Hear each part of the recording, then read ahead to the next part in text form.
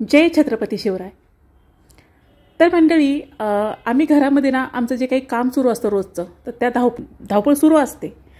मला सांगायचा मुद्दा हा आहे की घरामध्ये महाराजांच्या समोरून जेव्हा आम्ही जातो, म्हणजे त्यांच्या पुढून जेव्हा जाण्याची वेळ येते, आता हॉलमध्येच हे महाराजांची मूर्ती वगैरे आम्ही स्थापन केलेली आहे।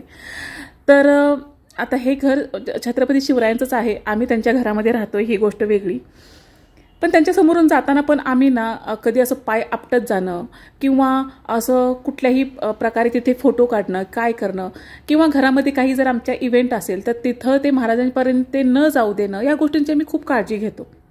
म्हणजे त्या गोष्टी अंगवळणी पडेल। माझी छोटी मुलं आहेत, आम्ही सगळेच कुणीही असो, आणि ज्यावेळेला माझ्या घरात जे कुणी माझ्या फ्रेंड्स वगैरे जे कुणी जर आले तर मी पहिलं सांगते, महाराजांच्या समोर सेल्फी घ्यायची नाही। जर तुम्हाला नमस्कार करायचा तर मी तिथे उभा राहा किंवा बसा, मी तुमचे फोटोज काढते, पण सेल्फी घेऊ नका। म्हणजे ह्या गोष्टी काय होतात की आम्हाला हे सगळ्यांनीच करावे असं काही नाहीये, पण मला असं म्हणायचं आहे की काही नमुने जे आहेत ते लोक महाराजांच्या वरती किंवा इतिहासात जे काही घडलं त्याबद्दल सहज वक्तव्य घाणेरडं करतात किंवा सहज बोलून जातात। तर त्यांच्यात हे धाडस येतं कुठून?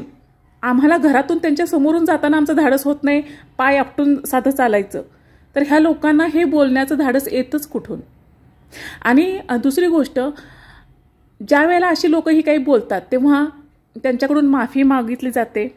ते म्हणजे माफी मागण्याचा काहीतरी खोटा व्हिडिओ ते पब्लिश करतात। हां ठीक आहे, कुणाच्या भावना दुखावल्या गेल्या असतील, अरे भावना दुखावण्यासाठी तुम्हाला सुरुवातीला ही अक्कल नसते का की त्या भावना दुखावण्याचंच वक्तव्य आपण करत आहोत, आणि ते वक्तव्य आपण करतोय कुणावरती?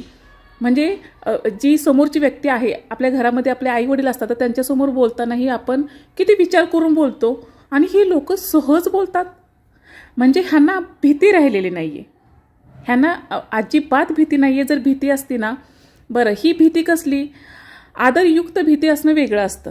तुमच्या काय मानेवरती कुणी बंदूक ठेवले का की नाही महाराजांना नमस्कारच करा, त्यांना पूजलंच पाहिजे, त्यांना हेच केलं पाहिजे, त्यांना तेच केलं पाहिजे, तुम्ही ते तर काही करत नाही, मग त्यांच्यावरती तुम्ही वक्तव्य करताच कशासाठी?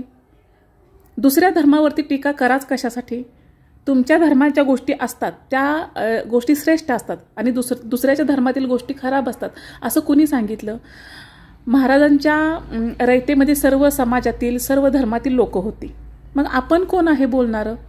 आणि विशेष म्हणजे मला हे बोलायचं आहे की ह्यांच्यात धाडस येतं कुठून? तुम्ही मला कमेंटमध्ये सांगा, धाडस कुठून येतं एवढं?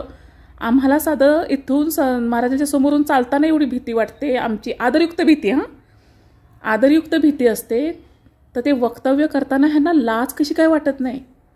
आणि ह्यांची तुम्ही माफी मागून घेता, नंतर दुसरा नमुना तयार होतो, त्याची माफी आली की तिसरा नमुना तयार होतो। ह्यांना प्रॉब्लेम काय आहे? ह्यांचं स्वतःचं लाईफस्टाईल जर बघितलं ना, तर त्या लाईफस्टाईलबद्दल बोलणं किंवा आपल्या लहान मुलांना दाखवणं किंवा चार चौकात बसून त्या गोष्टीबद्दल चर्चा करण्यासारखंही ह्यांचं लाईफस्टाईल नसतं, आणि ही लोक कुणाबद्दल वक्तव्य करतात? तर मला हेच म्हणायचं आहे की माझा हा प्रश्न आहे की ह्यांच्यात धाडस येतच कुठून, आणि या गोष्टीला आळा कधी बसणार आहे?